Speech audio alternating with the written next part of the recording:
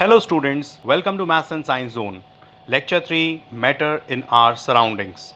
In this lecture, you will study about the solid state, the liquid state, the gaseous state and various properties which determines states of matter. Here you go with the lecture 3. Video 1 of 3, ठीक है। 3 videos की class है। First video है, हम लोगों ने states of matter से शुरू करना था आज का टॉपिक पेज नंबर 4 से। तो पेज नंबर 4 पे स्टेट्स ऑफ मैटर हमारे पास 3 स्टेट्स हैं। We are already known solid, liquid and gases. Solid, liquid and gases में सबसे पहले सॉलिड स्टेट के बारे में बात करेंगे। अच्छा, सॉलिड स्टेट के बारे में बात करने से पहले मैं इन 4-5 चीजों के बारे में आपसे बात कर लूं। Shape and the force. Shape and the force का मेरा सेंस क्या है कि कोई भी अपने शेप को मेंटेन करके रखता है। Solid, I am talking about the solid state. कोई भी सॉलिड अपने शेप को मेंटेन करके रखता है अनलेस उसके ऊपर कोई फोर्स ना लगाया जाए। और फोर्स भी डिपेंड करता है कि सॉलिड में बाउंडिंग कैसी है, उसमें जो उसका लैटिस है वो कितना स्ट्रांग है, उस पर निर्भर करता है कि कितना फोर्स आपको लगाना पड़ेगा उस सॉलिड को ब्रेक करने में। एक मोटा लोहे का छड़ है, उसको तुम्हें शेप को चेंज करना है, कितना फोर्स लगेगा? हम लोगों के बस की बात नहीं ना, हथौड़े मार मार के उसके शेप को चेंज करना पड़ेगा। But in case a solid is in the form of a rubber band, it will be very easy for a small kid even to stretch the rubber band. The rubber band is also solid, but easily its shape can be changed with the minute force. So shape of the solid remain same, a fixed shape, but force can change its shape, and how much force will be applied to change its shape? It depends over the lattice of the solid and how much intermolecular attraction or the attraction between the particles exist. And that attraction determines कि कितने force पर उस solid का shape change किया जा सकता है। अच्छा, रबर बैंड की बात आई है तो इसमें 3 चीजों की बात होनी चाहिए सॉलिड के एक्सेप्शंस में। रबर बैंड का आपने फोर्स के केस में जान लिया। अब हम डिस्टिंक्ट बाउंड्रीज के बारे में बात करते हैं। तो डिस्टिंक्ट बाउंड्रीज होती हैं किसी भी सॉलिड की। मेरा ये बोर्ड सॉलिड है, एक फिक्स बाउंड्रीज है। Most of the solids have the fix boundaries.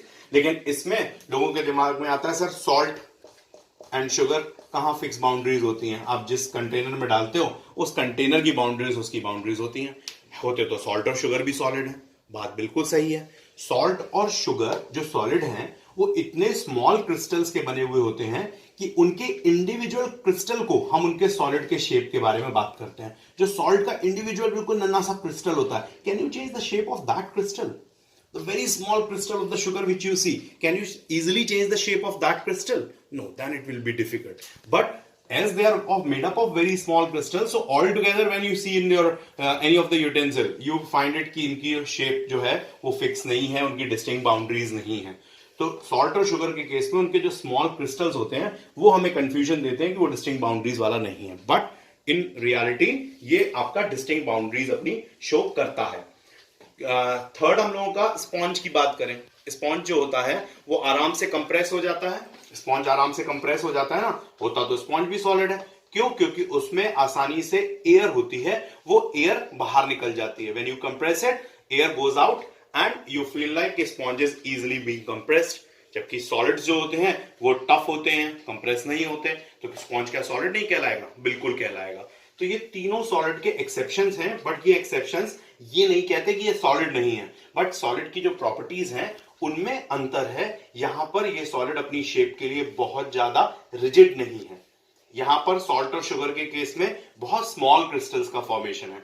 Sponge के केस में उसके अंदर एयर मॉलिक्यूल्स होते हैं और जब हम उसको कंप्रेस करते हैं तो एयर गोज आउट।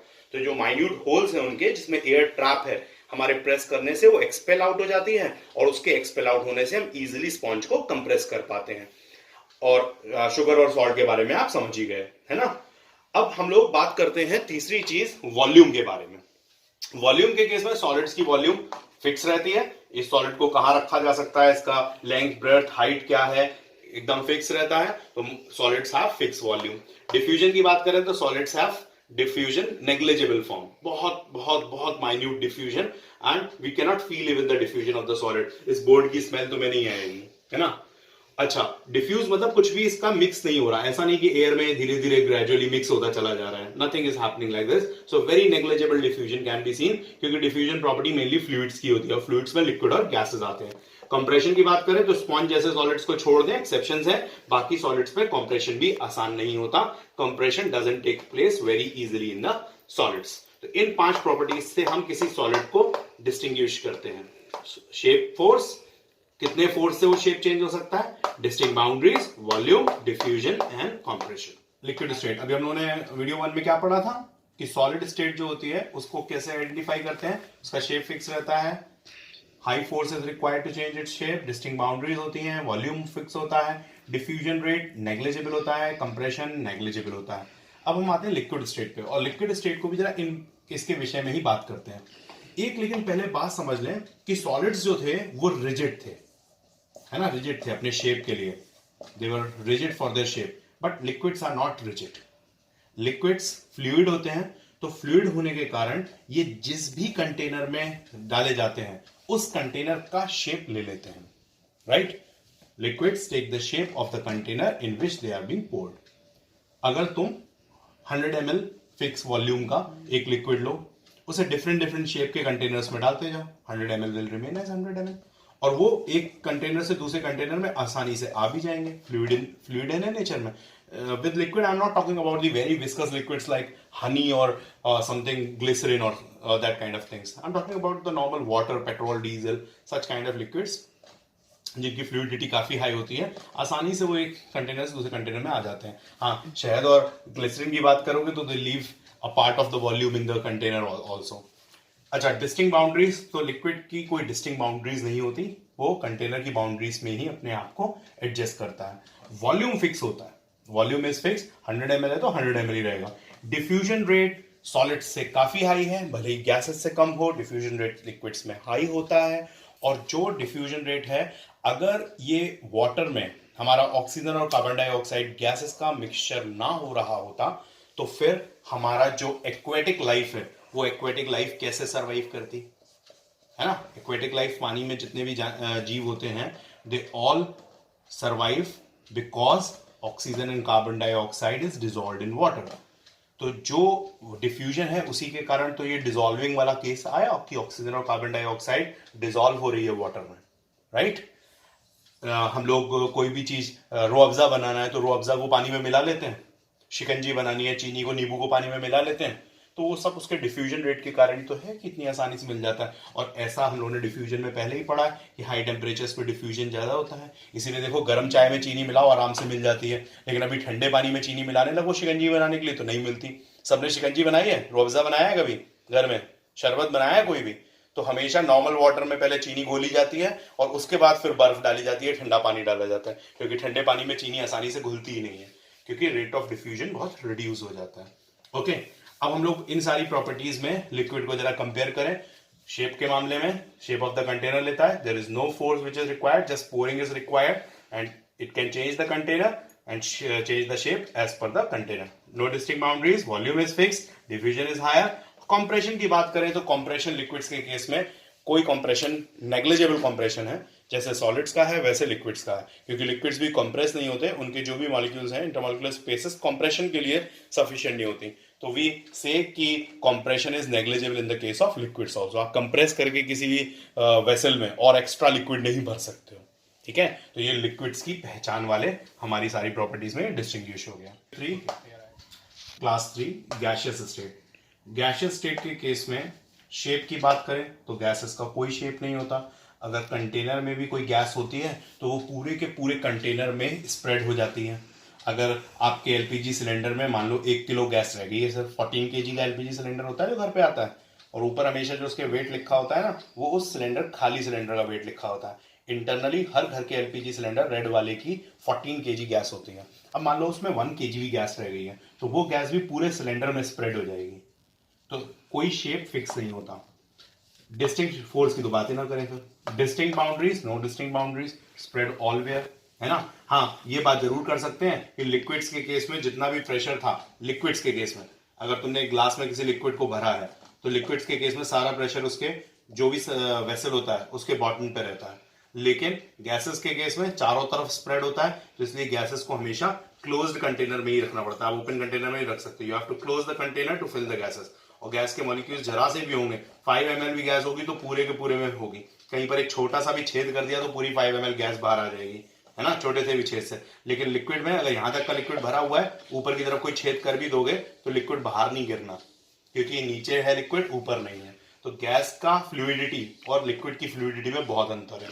तो बाउंड्रीज के मामले में हम गैस की कोई बात ही नहीं कर सकते। वॉल्यूम का केस, though the volume for the gas in a container is not fix, but yes we can measure the volume of a gas. अगर हमने कहा जैसे 5 ml गैस है, या हमने कहा कि 10 सेंटीमीटर क्यूब गैस है, या हमने कहा कि 1 kg गैस है, तो वॉल्यूम तो है उसके पास, मतलब 1 मीटर क्यूब है, 1 सेंटीमीटर क्यूब है, 1 लीटर है। हम लोग गैस फिल कराते हैं कार में, LPG फिल कराते हैं, 10 लीटर्स ऑफ LPG फिल करा ली, तो वॉल्यूम तो है, लेकिन वो वॉल्यूम पूरे कंटेनर में कैसे स्प्रेड होगा ये तय नहीं है, ठीक है। तो वॉल्यूम गैस का as a gas molecule we don't find as a fix volume, though it is measurable but it's not a fix volume. Diffusion rate highest है, गैसेस का डिफ्यूजन रेट तो हाईएस्ट होता ही होता है। अच्छा, एक हम लोगों की पेज नंबर 5 पे एक्टिविटी दी है, एक्टिविटी 1.11। ये 1.11 एक्टिविटी में ये आपको गैसेस के मामले में ये दिखाया जा रहा है कि अगर आप गैस की स्पेस को देखना चाहते हो तो आप गैस भरो एक सिरिंज में, और उसके सिरिंज को जो माउथ है उसको रबर कॉक से क्लोज कर दो, और उसके बाद कंप्रेस करने की कोशिश करो, तो little compression will take place. आप थोड़ा सा पिस्टन को दबा पाओगे, लेकिन ऐसा नहीं कि अगर तुमने रबर कॉक नहीं हटाई तो पूरा पिस्टन दबा लो। तो कंप्रेशन इज देयर, कंप्रेशन रहता है गैसेस में, लिक्विड्स और सॉलिड्स में उतना कंप्रेशन नहीं रहता, बट उस कंप्रेशन की भी एक लिमिट है। After that compression the gases will not also get compress further. Okay, अब इसके जो मॉलिक्यूल्स होते हैं, इंटरमॉलिक्यूलर स्पेसेस वो बहुत हाई होती हैं, इंटरमॉलिक्यूलर अट्रैक्शन बहुत लो होता है, हम लोग पहले ही पढ़ चुके हैं। तो गैसेस आसानी से डिफ्यूज भी करती हैं, और गैसेस चारों तरफ स्प्रेड भी आसानी से हो जाती हैं। मिक्सिंग ऑफ द गैसेस, दो आपस में गैसेस मिलानी है तो they can easily mix up, there is no trouble. CNG का फुल फॉर्म सब लोग जानते हैं, कंप्रेस्ड नेचुरल गैस, है ना, सीएनजी कंप्रेस्ड नेचुरल गैस, जिसपे हमारे ज्यादातर व्हीकल्स चलते हैं, auto CNG buses and all. और एलपीजी जो हम लोग घर में इस्तेमाल करते हैं, लिक्विफाइड पेट्रोलियम गैस। अच्छा, कंप्रेस्ड वर्ड जो है वो कंप्रेशन से ही इसको भरा जाता है, तो इसलिए कंप्रेस्ड नेचुरल गैस, जो नेचुरल गैस हमारे पेट्रोलियम डिपॉजिट्स के ऊपर निकलती है उसको एक कंप्रेस करके रख दिया जाता है, इसलिए कंप्रेस्ड नेचुरल गैस। और लिक्विफाइड क्यों बोला गया?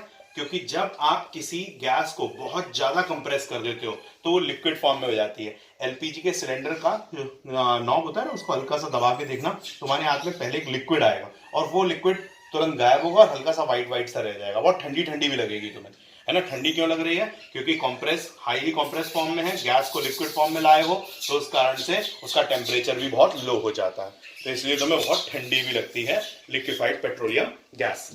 अच्छा, here we end with the topic of the gaseous state, और gaseous state के कंपैरिजन होगा, डिफ्यूजन हाई है, compression is high, volume not fix, distinct boundaries no chance, shape of the container but it spreads in the whole container.